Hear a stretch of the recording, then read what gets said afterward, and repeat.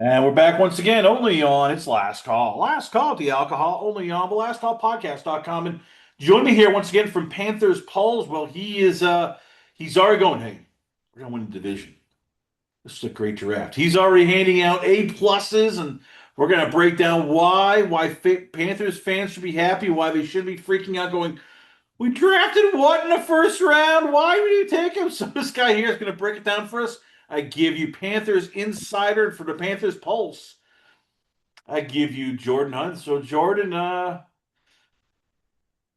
right. So let's start here. Monroe Freeling was the first round pick of the Carolina Panthers. Neither of us had on our bingo cards for who they would take. You were hoping for a wide receiver. I mean, it's almost like you're like a mom and dad going, "Hey, we're gonna get a baby girl, and we're getting a huge baby boy." All right, well, Yeah. there's some Panthers fans who probably try to be talked off the ledge. Like, okay, why? We already signed a tackle. We have another tackle. Why another big guy? Yeah, I think the biggest thing is just not knowing the future of the tackles that we currently have. Like we spoke last time, Ikem Ekwonu suffered the patellar injury. Um, that's probably going to keep him out. I would say at least half of 2026 at the minimum. I know he's progressing well, and Dan Morgan saying he's progressing well, which is good news to hear. But you just never know how those guys are going to come back from those injuries. Um, And then with Rasheed Walker, he's only on a 1 year deal, a 1 year deal worth $4 million that could get up to 10 million if he starts the entire season. So looking at it that way, post 2026 with Akeem Ekwonu and Rasheed Walker both being free agents in 2027, they don't really know what's going to happen. Now, do I think Monroe Freeling can come in and start week one? I do. I do think he can. I think he's probably going to have some bumps and bruises that he's going to get along the way because I do think he's still developmental. But when you look at the tools and the traits with him, I think worst case scenario, like even if we don't even talk about the left tackle position, he let him be the swing tackle for 1 year. The same with Taylor Moton. Taylor Moton has 2 years left on his contract. I think he's going to be 31 this year. So you don't really know his future.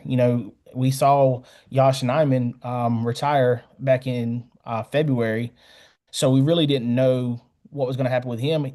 Who's to say Taylor Moton doesn't come after the end of 2026 season saying, hey, you know what? Had a good long career, 10 plus seasons here in Carolina. I'm ready to hang it up. He could retire. And at that point, now you have two free agents on the left side, and then you have nobody on the right side. So I think it was a good move. I think they needed to address tackle at some point in the draft. Did I think it was going to be in the first round? I had a feeling. I didn't think it was going to be Monroe Freeling. And I'm sure we'll talk about that in a little bit too. But I like the pick. I didn't think he was going to be here. And like I said, I think he could come in and start day one. Do I think it's going to be pretty the entire time? No, but I've seen enough on his tape that shows me that he's going to be a productive NFL tackle, regardless whether it's left or right side. How much of this, when you like it, is that he checks all the boxes, as they say? He has the arm length, he has the Yeah. size. He's not too big, but he's not, like a 300-pound guy where you're like, oh crap, he needs some beef on him. Like, how much when you look at Freeling for you, I'm guessing the Panthers, you looked and went, okay, he's a safe offensive tackle that looks like an offensive tackle, plays like an offensive tackle, and Yeah. moves like an offensive tackle. I think the biggest thing that people were discrediting Monroe Freeling on is, well, he only had 1 year of true starter experience at Georgia, which is that is true. He didn't start the full 2024 season. He only started 2025 season. But if you look down the stretch, probably for the last 5 or 6 games of the season, Monroe Freeling was probably the best tackle in football in college football last year. And that's saying a lot because there are guys, Jordan Seaton, Trevor Gooseby, Spencer Fano, Caleb Lomu, really good tackles in college football, but he was the one that really stood out to me because, like you said, he was 6'6" or 6'7", 315, 320 pounds. He has 34 plus inch arms, almost 35-inch arms. He's a phenomenal athlete, and you can see it in his tape when he moves, especially up to the second level. He moves really well. If my biggest drawback on a player is, well, he didn't start enough, but in his starts, he looked really good. I'm not going to pass up on that guy. I mean, the Rams felt the same way about Ty Simpson when they took him at 13. Ty Simpson only had 1 year as a starter, but in those games before the injury, Ty Simpson looked like the best quarterback in the country. So I look at it the same way with Monroe Freeling. Whether he starts this year or next year, I think you have somebody that's going to be part of your franchise for the next 8+ years.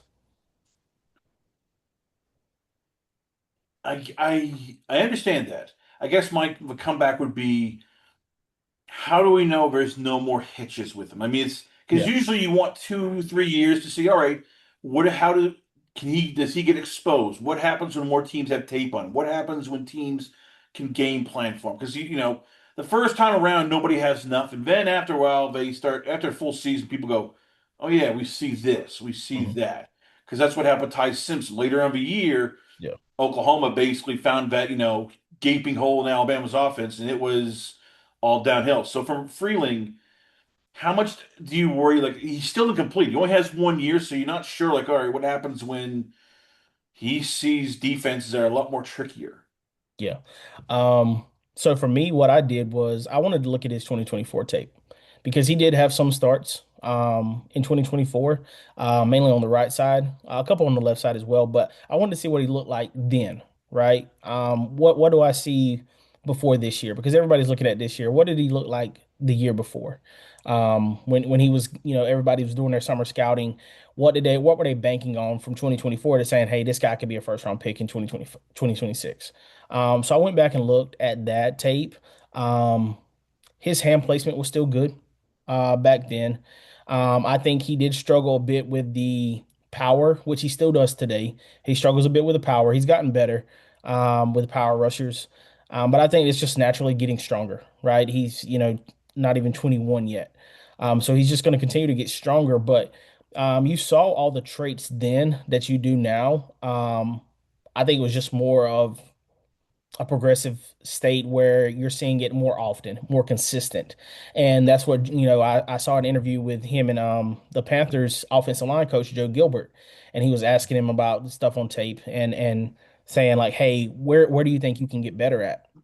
And he was saying a lot of the same things that I've seen with him. He lunges a little bit too much because he does rely on his arm length and his athleticism a bit.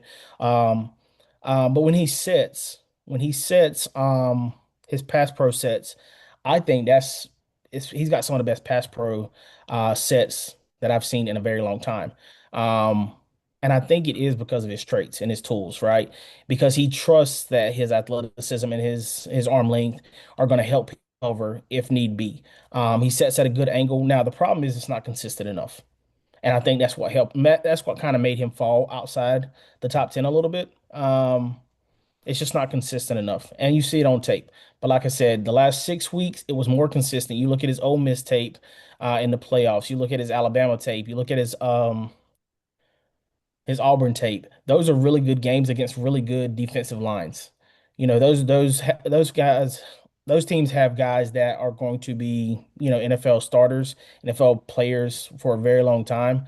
Um, so do I think he can, like I said, with him, it might not be day one. He might not be a day one starter, but I would be completely shocked if he's not in contention to start week 8, and just take over and just be the guy from there going forward. I wouldn't be shocked if he takes over in training camp, honestly. But at the same time, I do know that left tackles and right tackles, when they come into the NFL, they do have some bumps and bruises, regardless of how good you are. We saw it with Will Campbell last year, and Will Campbell was considered one of at a time, before the arm length stuff, he was considered a generational prospect. So I think he's going to take his bumps and bruises early, but over time, I think he's going to figure it out and he'll be dominant. Let's go to the one that I think everybody in Panthers land loved, because this was a safe pick. This made Yeah. sense. It's a high, what do they call it? The high floor, very low ceiling. Lee Hmm. Hunter. He's not the most athletic guy, but he is a big, beefy, powerful defensive tackle. Panthers wanted somebody who could probably take up double teams, stuff the run. I mean, for what he is in the second round, how much do you love this pick? And Is he that guy where it's like, all right, he won't be a Pro Bowler probably, but he is what this team needed desperately. Yeah, I think what we saw last year was Derek Brown and a lot of guys who were trying to fill the role next to him. Whether it was Ashawn Robinson, who we let go in free agency, whether it was Turk Warren, who we paid, a pretty penny for in free agency last year, and then Bobby Brown as well. So with those guys not really stepping up the way we wanted them to, we had to figure out, okay, if Ashawn was our second best guy last year and we let him go, how do we get somebody in here that can, either potentially fill that hole or be better than Ashawn was last year to really complement Derek Brown? And I get a lot of people are saying, well, he's very similar to Derek Brown as, he's very run first, run stop heavy, big guy. I think he's 6'3", 330 pounds. Derek Brown's 6'5", 340 pounds. So they're both going to stop the run, which is great. But where does the pass rush come in? So that's been my biggest thing with him is, can he provide something in the pass rush department? And I think he can. I think you look back at the last 3 years. I think he uh, led college football from nose tackle perspective when it came to pressures and sacks, tackles for loss. He creates havoc. You watch it on tape. He might, like you said, he might not be the most athletic guy, but he's strong. He's big. He takes up double teams, and he's got a really good first step. His first step is really explosive. And if you told me that he was 290 pounds, I would believe you because that first step is so quick. And you look in the Oregon game alone is probably what got him drafted. Like if you just had one game and it was the Oregon game from last year in the playoffs, I think teams would draft him regardless. Because he was just so dominant that game, whether it was coming from, pressuring the quarterback, getting in the backfield for tackles for loss, just whooping the Oregon center all day. And the Oregon center right now, for me in the summer scouting, is the number one center in the country. So it's not like he was just doing it to some slouch. He was doing it to really good competition, and he did it all across the year. Um, I think the only time I did see him truly struggle was against Kansas State, which their center is Sam Hecht, who the Panthers also drafted. So I like I like the chances that he sees success in the NFL. But like you said, this was one of the safest picks that I felt like we had because, like you said, high floor, not really a high ceiling, low ceiling, but you know what you're going to get with Lee Hunter. Lee Hunter is going to come in day one and he's going to give you impact. Now, is he gonna give you 5+ sacks? Probably not. But if he can give me 3 to 4 sacks and be dominant against the run, I think that's well worth a top 50 pick in NFL draft. We could ask the question: Did should they have tried to move up to get Cade McDonald? I mean, that's because when I listen to the draft professors and you, it's Yeah. like Cade McDonald has more upside. He is the better athlete. Yeah. Lee Hunter is more involved. He is the more finished product. So, gun to your head, and I know it's we just had the pick, so I mean, hindsight's gonna be 2020. But if you were Dan Morgan, would you have decided? Yeah, I love Lee Hunter, but I really want Kate McDonald. I'll move up to maybe trade an extra pick to get to pick number 33 or 34 so I could have grabbed Cade McDonald. Yeah, I like Katie McDonald in the second round as well. I like Christian Miller in the second round as well. I just don't think that moving up that much because I think Katie went in the first 5, 6 picks in the second round. Um, so moving up that much to get him, moving up because we were at 51 originally, to move up, 15, 16 picks to get Katie McDonald, I probably would have cost a little bit more than what they were willing to pay. And I don't know if it would have took away from the other picks they were able to make. But from a value perspective, I think, keeping the picks and then taking Lee Hunter, I think that's just as valuable as Caden. Um, like for me, I think, and I don't know if I don't know if this was consensus, but Lee Hunter was my defensive tackle 3 in this class, only behind Woods and Banks.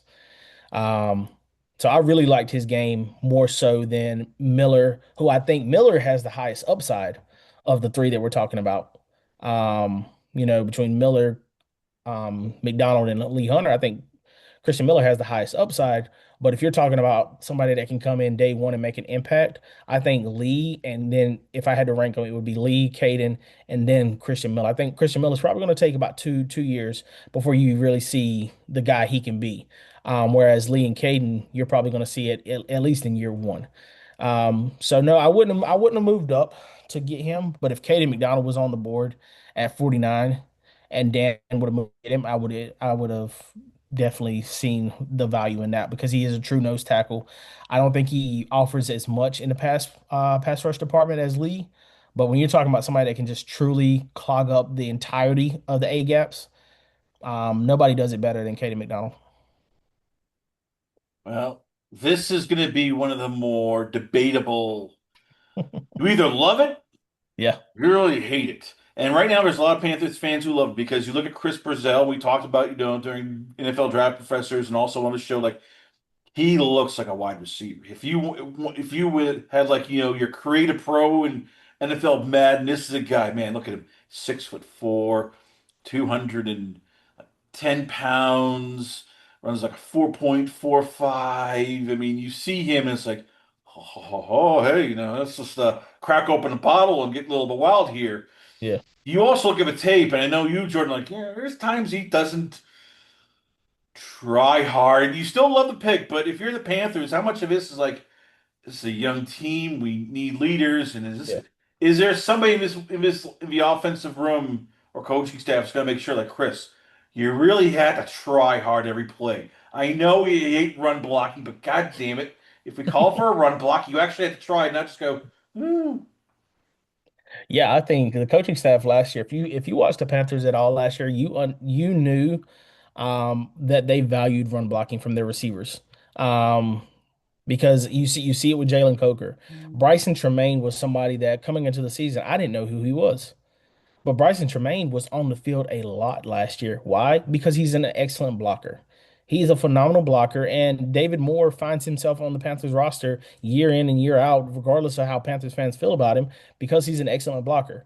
T-Mac got better as blocking at blocking, throughout the year, and I think that's why we kind of saw Jimmy Horn not be as utilized as we wanted to last year, because he is, smaller in stature, so somebody that really doesn't provide a lot in the run blocking game. So when it comes to the coaching staff and what they value, they obviously value that. So I think they're going to be very determined in getting Chris Brazzell to be a run blocker. Whether it's Darrell Bevel coming from Miami, who worked with Mike McDaniels for the last 4 years, and I think Mike McDaniels is one of the best run game coordinators in the NFL. So obviously Darrell Bevel coming in from Miami, working with him, he's seen how important it is to establish the run game and how important wide receiver blocking is in the run game. So yeah, like you said with Chris, 6'4", 200 pounds, runs a 4.37, great vertical. I think people were scared because of the helmet scouting, with Tennessee wide receivers. And, you think about Jalen Hyatt, Dante Thornton, those guys. It's like, okay, but this guy's a little bit different, right? Because he's not just a vertical threat. Now, is he great as a vertical threat? Absolutely. But if you look back at his Tulane tape, and even with his Tennessee tape this year, there was times where he's moving really well without the ball, right? Like his route running, outside of just the vertical routes, his digs, his out routes, his posts, his slants, his drags, all the stuff that he does. Now he didn't run them a lot at Tennessee because that's just not their route tree. But if you go back and look at his whip routes at Tulane, they're phenomenal. I think he's got. I mean, he could probably rival T-Mac for the best whip routes on the team. So I think he provides something to the offense that we didn't have, because we don't really have a vertical threat. I know we have Xavier Legette who runs a 4.3, but Xavier is not a vertical guy. Now, can he get vertical at times? Yeah, sure. But this is somebody that can come in, and it wouldn't surprise me week one, they call a bomb play and say, hey, run deep, Chris. And Bryce is just going to try and find you, right? So I'm not expecting him to come in and immediately take Xavier Legette's spot as wide receiver 3 on the depth chart. But that's something similar to Monroe Freeling by week 8, week 9. I could definitely see him taking snaps away from Xavier Legette. For you, do you also give the pick a little more value because it's so almost you hope this signifies okay, Panthers are going to throw the ball more, but this is they are Yeah. taking this offense from more, let's say 55-45 pass run to hey, let's go up to 65-35. Let's throw the ball more because hey, we now have big wide receivers who can jump up and get it. Yeah, I think the fact that we took offensive linemen who are stellar pass blockers.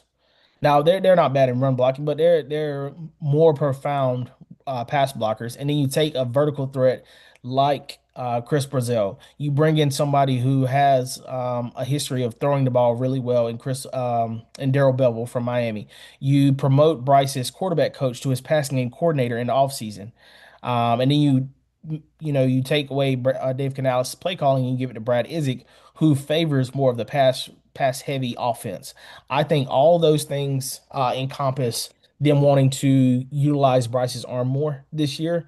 I think they're still going to be effective running the ball. I think they want to run the ball with Chuba Hubbard and Jonathan Brooks now that he's healthy.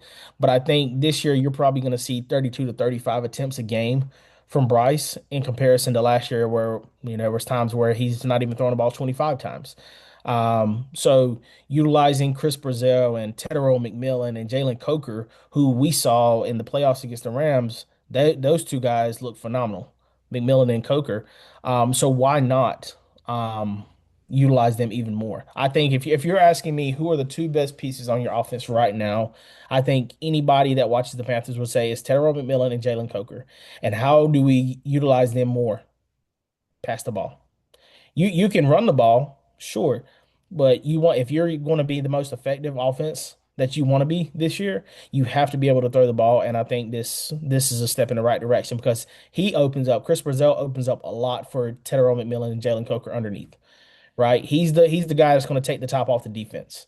When that safety can't, shadow over on Tedero McMillan or Jalen Coker over the middle because he has to focus on Chris Brazzell running deep. So now you got one-on-one matchup opportunities for your two big body wide receivers. All right, Will Lee with a second, or sorry, Will Lee the third actually was the fourth round pick for the Panthers, and this screams like Euro Irvo is this is his kind of guy, a guy Yeah. who is not afraid to cover the top wide receiver in your face. He's a cover corner. I know it was later in the draft, but for you, like when you look at this, how much do you go, okay, I know this guy fits what the Panthers defense wants to do, which is man press and just really get in your face and make a fight. Yeah, I think Will Lee's probably the most physical corner in this draft class. Whereas he just likes to be physical with his guys coming off the line of scrimmage. Mainly, his nickname is the blanket, and he really takes that serious.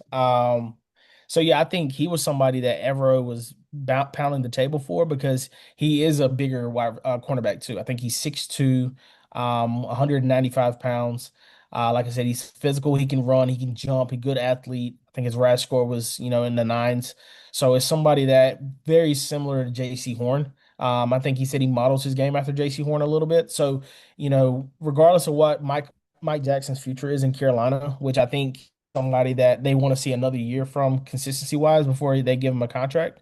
But he could be somebody that they give a contract to, and if they don't, they have Will Lee, in the shadows learning from him to eventually be the replacement. So I think they're, in a good position either way. If Will Lee's your cornerback three going into 2027, then you're obviously ecstatic about that. But if he's your cornerback two, opposite J.C. Horn, I think you're fine with that as well because this was really good value. I think Will Lee was probably a top 100 player for a lot of people. He was for me.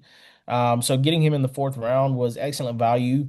I'm not really sure why he slipped to the fourth round, but I get it because this was a really good cornerback class. This cornerback class was loaded. So probably in another class, he's not cornerback 15 or whatever he was drafted, but yeah, I'm happy he's with Carolina. I'm excited to see what he does. I'm hoping that the Panthers play a little bit more man this year. I think we were top five in zone coverage last year, which is fine. We were excellent. I mean, I think we had to be in zone because our pass rush was so depleted. Um, So now with, an improved pass rush, hopefully this allows us to play a little bit more man because I think that's where JC Horn thrives, and obviously Willie thrives as well. Do you worry that he might, because he's very physical, there will probably be penalties because the NFL, some of these referees love to throw flags if you're grabbing, if you're pushing it. Depending on the crew, that's how it is. So with Yeah. Willie, like how much, if you're the Panthers, when you take him, you go, okay, this might take a while because what you can get away with in college, you can't get away with in the pros. So are they, if you are, as I said, Ervo, do you real understand this sort of like, okay, we might have to coach him up because first couple weeks they're going to throw and he's going to get draw like pass interference, illegal hands, holding because he's a physical guy who he has no problem making into a phone booth fight. Yeah, I think early on he's probably going to have some penalties. The goal and the hope for me is that he's not seeing the field a ton early on, because right now he's slotted to be, either cornerback four, cornerback five, depending on how they view Shaw Smith Wade, starting the season. So he's going to have some opportunities to sit back and watch and learn from a JC Horn, who also is physical. I think that's probably the only drawback on JC Horn is at times he can be a little bit too physical. We saw it last year in the Seattle game where we had them on 3rd and 15, and we were about to get a stop. We're down 3 points, and he gets a face mask penalty because he got a little bit too aggressive. So JC can be aggressive as well. I think he's able to hone it in a little bit more. So I think that's something that Willie can learn from. For me, my biggest mindset with DBs is I would rather them be more physical and me having to teach them to, have better placement on their hands, than not be physical at all. Because I can't really teach you how to be physical. I can teach you technique, and Evero probably can teach technique a lot better than I can. But I can't teach you how to be physical, how to want to put your hands on somebody, and how to want to hit somebody. I can't teach you that. Yeah, that's something that is you either have it or you don't. But me teaching you, hey, when you're within 5 yards, cool, put your hands on them, throw them all around. But once they get past a certain line, you can't touch them anymore. And if you do touch them, be prepared to get a call. I think that's something that ever being a secondaries coach, somebody that played in the NFL in the secondary, I think he's more than capable of teaching these guys the technique and skill they need. But when it comes to being physical, I would rather Willie be physical and then me just say, hey, let's tone it down a little bit, just a little bit. All right, you were smiling when you mentioned this guy, Yeah. back with Lee Hunter. There was a big Cheshire cat grin, like ah. Hey, might maybe be like, pour a little glass of wine and just watch this because this is my kind of jam. So Sam Hector's the fifth round pick, and already there's people even here in Panthers land like, hey, he could be the starting center. Yeah. Yeah, So I truly, why do you love this pick, and what is it about Sam Hector that people in Panthers land should go, hey, this might be an upgrade over who they have right now? yeah, I like Luke Fortner. Don't get me wrong. But when I think about the long-term future of the Panthers, I think Sam Hecht is a home run pick. He was my favorite pick in the draft. Because one, I liked him. I think for me, he was my center too. He was a top 64 player. I had him, going early third round. So for him to fall to the fifth round, it was great value. But then you just look at his tape, and his tape's phenomenal. It's some of the best teach tape you're going to see from a center in the game today. He has good size, 6'3", 305 pounds. Really good in zone blocking scheme, which is what the Panthers like to do. So he's a scheme fit. He has good size for the center position, a good athlete, not a great athlete like a Slaughter or a Logan Jones, but he's a really good athlete. Um, and like he just knows how to play the position. I think he gives him also some versatility if he's not starting at center week one and we have an injury at the guard position. I think he can play guard as well. He talked about that at the Senior Bowl. Um, but yeah, man, I think you look back at I think his last 3 years, he didn't allow a sack, he didn't have a penalty, and he didn't allow his quarterback to get hit. And when you have a mobile quarterback like Avery Johnson, to allow him to have the time and the flexibility to be back there and not have to worry about the interior being a problem, I think that's huge. So for me, Sam Heck was my top, like I said, top 64 player. I think he was 62nd on my board. Had a third round grade on him. So for me, like I think he could come in and start week one, and I wouldn't be shocked. And I think he's somebody that is probably going to be a Panther. If it was up to me, probably 10 years. Again, that's the one caveat. You're not sure. Like Lee Hunter, it's high floor, low Yeah. ceiling. He's not this V athlete, but you look at a guy like Connor Liu or in the NFL like a Creed Humphrey, Tyler Yeah. Lindenbaum. So it's a mauler. I get it. He's sort of a mauler, professor. He has to think and be rely more on just toughness and strength. Can that survive him? I mean, especially now when we're looking at defensive tackles who are getting bigger, more athletic, and if you can't, match their speed and quickness, you're dead in the water. I mean, is he really an upgrade, or is he just a guy that they look to go, well, he's safe and he knows how? As you said, he's worked with a mobile quarterback, so this is just it's we're not going to it's something that if it doesn't work out, okay, but we're not having high hopes for him being a dominator. Yeah. I think worst case scenario with Sam Heck is he's a really good backup. Right. I think worst case scenario, he comes in, and if Luke Fortner goes down, he's somebody that can have some spots starts, and you truly feel comfortable with him at that position. I know there's teams out there that if their starting center goes down, if Creed Humphrey goes down right now for the Kansas City Chiefs, it's like, do we have anybody behind him? Right. With Sam Head, if they feel like he's not a starter, week one or the first season at all, I truly feel comfortable if Luke Fortner does happen to go down, that he can come in and step in. But like you said, he's a safe pick. I think he's fundamentally he's sound, and that's what I like with my offensive linemen. Right, I like the fact that they can, when they get their hands on you, they don't let go, and they're fundamentally sound. So when he checks both of those boxes, he's not undersized by any means. A little bit over 6'3", 305 pounds. So somebody that has good size, has good feet, good hand placement, good punch. Um, yeah, I don't know if he's gonna struggle with the more athletic defensive tackles in the league, like a Jalen Carter, like a Quentin Williams. Um, I, I look back at his tape over the last couple years, and he's just been solid. Like you look at his last 3 years, like I said before, no sacks, no hits. So obviously he's doing something right. And not there's not to say that there's not Big 12 tackles that are playing in the NFL. There are. Like I said, one of them was Lee Hunter, who we drafted this year, and he absolutely dominated Lee Hunter. Um, he dominated the Senior Bowl too. So some really good players that he's played against. I do think he could have some trouble against more athletic guys that are bigger. But if his struggles come against Jalen Carter and a Quentin Williams, I mean, there's not a lot of centers in the league that don't struggle with those guys. So um, yeah, I think you'll be fine. But again, this is just my thought process. And at the end of the day, like I'm just a guy on Twitter who likes to watch film. So that's just where I sit. But if you ask me, like you said, gun to my head, do I think he's a capable starter? Yes.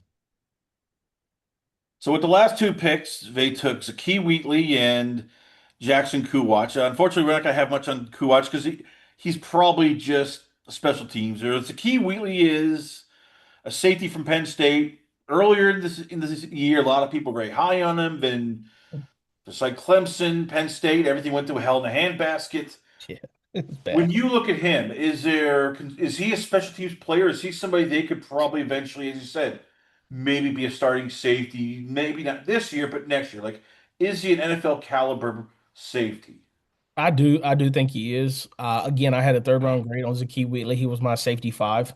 I like the size speed combo that he has. He's a good athlete, above average size. I think he's like 6'3", so he's long, he's rangy. Not truly a deep safety. He's not a free safety that you can just put out there, single high coverage, but he's somebody that, within the first 15 to 20 yards, from the line of scrimmage, he's going to play effective coverage in those areas. And if you look at the Panthers last year, that's where they really struggled. You know, if we had a good tight end or just an average tight end come play our defense, they were going to have a record-breaking day. I think Darren Waller came in off the streets, got signed by Miami. We play him the next week, and he has two touchdowns against us, right? Our linebackers were god awful at covering the middle of the field. Our safeties were god awful at covering the middle of the field. So Zakee Wheatley, that's where he truly thrives, in those areas where a tight end's not going to be able to roam free, within 10 yards of the line of scrimmage and not have any threat of, getting hit or having somebody in his back pocket because that's where Zakee Wheatley's going to come. Now, if you're asking me to say, hey, Jalen Waddle in the slot's going to come running down, barrel down at you and run a vertical route, or he's going to carry you across the field, that's where I'd have some doubts with Zakee Wheatley. But with Evero's system and his scheme, that's not what he asks his safeties to do a whole lot of. So that's where Zakee is going to come in, and I think he can be a better version of what we saw with Lathan Ransom last year. Lathan Ransom is more of a box safety who's going to hit you. And now then you have Zakee Wheeler who's coming in as a box safety who can cover a little bit more. So I think they complement each other really well. You obviously have Trevor Morrig, who is doing a lot of stuff that we want Zakee Wheatley to do eventually going forward.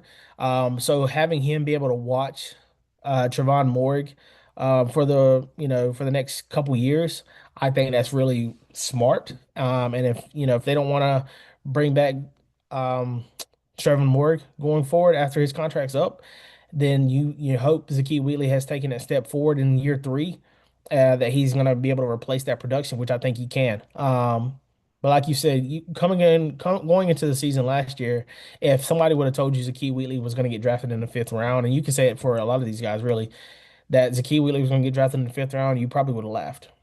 You would have said, I don't know about that. I think Zakee Wheatley's a top 100 guy, and he was for a lot of people, even though as bad of the season that Penn State had. I think the only drawback with Panthers fans that they had with him is they did want that single high safety that they could put back there and just roam. But when you get to the fifth round, they really don't have that guy. So yeah, we probably could have took one earlier, but from a value perspective, if you look at the entirety of the draft from a value perspective, I don't think you get better value than what we got, right? I think we have five guys that we've talked about already. Well, I'm sorry, six guys that we talked about already that can come in and be year one impact guys. Now, I'm not saying they're going to be starters. They're probably not. You might have two starters out of the six, but guys that are going to make an impact on the team that make you better in areas where last year you struggled. So overall, this draft class, I mean, it sounds like, and I know Panthers fans wanted like guys surefire right away. This felt like, and maybe I'm reading, maybe I'm reading too much into this. This felt like them going, okay, yeah, we ready to win, but we still are building for the future. Is that safe to say? Like Dan Morgan basically looked and went, okay, I'm not gonna, shoot for just either one way or the other. I'm gonna play a little bit safe in the middle. I'm gonna take a guy that maybe can help next year, but still grow. But I'm not gonna take a huge project. Like this feels like overall he went with a very safe consensus. I'm just gonna fill the roster out, not to get too crazy. Yeah, I think what Dan Morgan has been wanting to do over the last couple years with the team is he just wants to add good football players. In year one, if you look back at his 2024 draft, that's when he took swings. He took swings on Xavier Legette. He took a swing on Jonathan Brooks and Jatavion Sanders and Trevin Wallace, who all were very raw at their position. Did they have good potential? Yes. Look at their tape and their scores and the combine and all that stuff. The potential was there. But were they guys that, had a history of being productive for 3+ years in college? No, they didn't. He took swings on guys that he thought if they hit their ceiling, they were gonna it was gonna be a home run draft. Problem is they didn't hit their ceiling. So now what has he done over the last couple of years outside of really Tedero McMillan and you probably could argue Nick Scourton? He took guys that had very high floors like a Lathan Ransom, who's not going to come in and blow your socks off as far as being an all-pro safety in year one, but he's somebody that made an impact. There was times where you see Lathan Ransom, he makes a play, and you're like, wow, that was a good play for a rookie. Trevor Etienne kind of stabilized the receiving position, or the return position for us last year. Um, like I said, you got Princely, who's a DPR.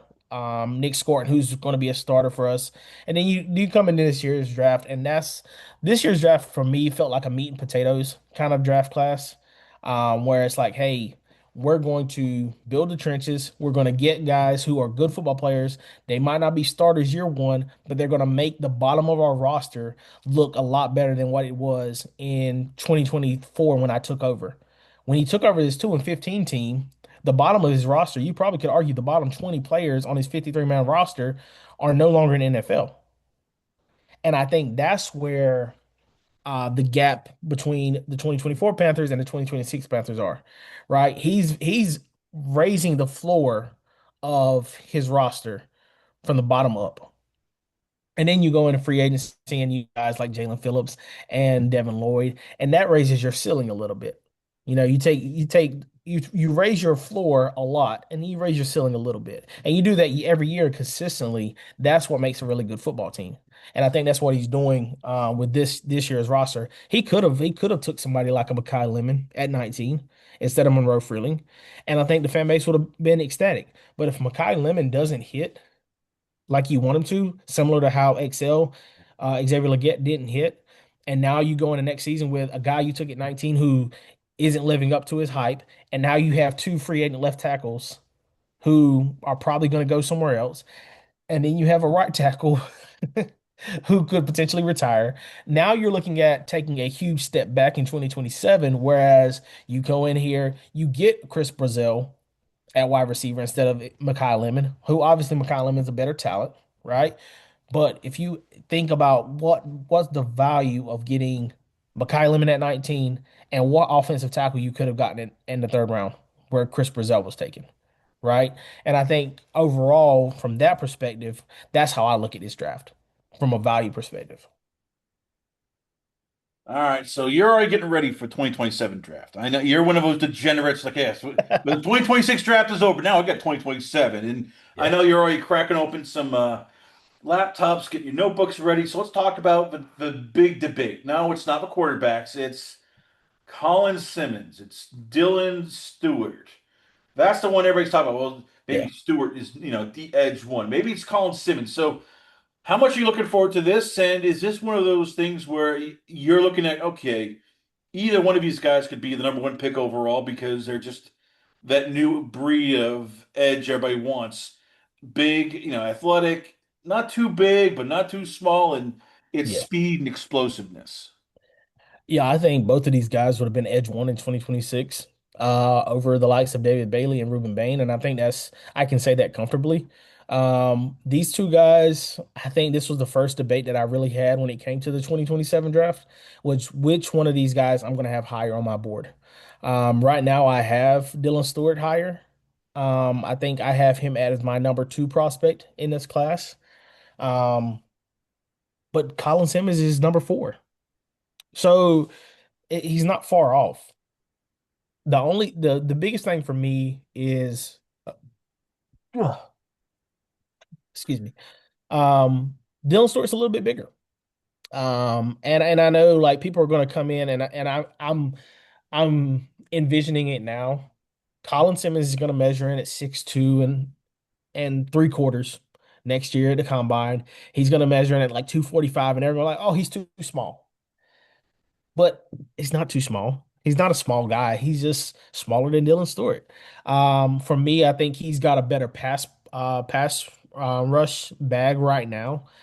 He's got more moves that he can rely on in his pass rush bag than Dylan Stewart. I think Dylan Stewart relies a little bit on athleticism because he is a athletic freak. He's 250 plus pounds, and he moves like he is on a track, on a track, because like there's no reason that somebody that big should move that fast, but he does. Um, Now I would like for him to get into the weight room this offseason. Going into year three with South Carolina, I would love for him to get a little bit stronger. But right now, I think I'm just being a little nitpicky with these two because they're both phenomenal players, both phenomenal pass rushers, and they're probably going to be, first team All-Americans to start to start the year. So, um, if somebody told me that Colin Simmons was their number one edge and Dylan Stewart was your number two, then I wouldn't bat an eye, and vice versa. I think it's 1A, 1B right now. But for me, preference wise, I just prefer Dylan Stewart.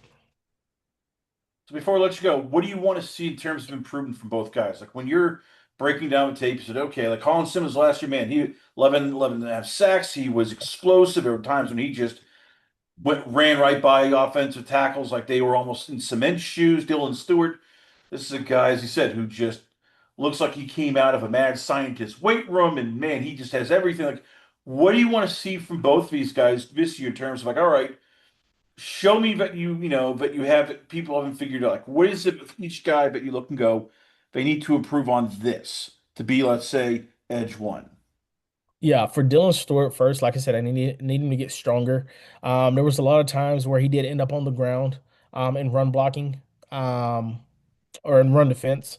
The offensive tackles, they kind of have their way with if they can get their hands on him. That's the biggest question. Can they get their hands on him because he's so fast? But when they do get their hands on him, they can, if they're strong enough, they can kind of maneuver him however which way they want to.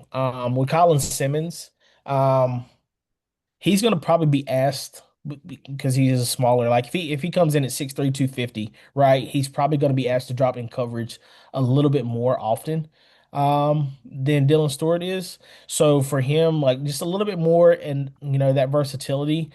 Because like you said, 11 and a half sacks last year. He was great rushing the passer. He's not a slouch in the run game. I would like to see him set the edge a little bit more this year going forward. But just giving that versatility where like, hey, you're not going to rush the passer every time you're out there. So what do you look like in coverage? Now, it's not going to be a deal breaker. Obviously, we saw David Bailey struggled in coverage when he dropped last year, and he still went number two in this year's draft class. So I think he's Colin Simmons is a more fluid athlete than David Bailey. So I think he's fine in that aspect. I just want to see a little bit more of it. And I guess that's probably more on Texas than it really is on him. So yeah, there's not a lot to ask for these two guys as far as like what they can do to enhance their draft stock. I think both of them are, unless there's just a run on quarterbacks, right? I think these two are, two top five picks going into 2027. Well, there you have it, ladies and gentlemen. Once again, we always love having him on the show. I give you from the Panthers Pulse, I give you it's Jordan Hunt. So, Jordan, once again, where can fans check you out at? Where is the Twitter, YouTube, uh, Instagram? There's probably a Substack. Where can fans check out your work at? Yeah, on Twitter at Panthers Pulse. That's Pulse with a Z instead of an S. You can find me there. I post draft content, Panthers content weekly, daily. Right now, I think my board is I'm at about 140 players for the 2027 draft class already that I've kind of soft scouted. And obviously that'll go up as the year goes on. But yeah, and then I also, like you said, I have Substack, same thing, Panthers Pulse on there as well. I'm gonna drop my top 10 quarterback rankings today, and then I'll probably have my top 50 big board as well sometime later this week or early next week at the latest. So with that being said. I'm truly excited about this year's college football season. I'm excited about the Panthers football season. Um, yeah, it's just a lot of good football that's going to be played this year. Jordan Hunt, ladies and gentlemen, once again, always on a pleasure to have you on the show. We come back. We got a lot more going on here, only on it's Last Call. Last Call at the Alcohol, only on the lastcallpodcast.com.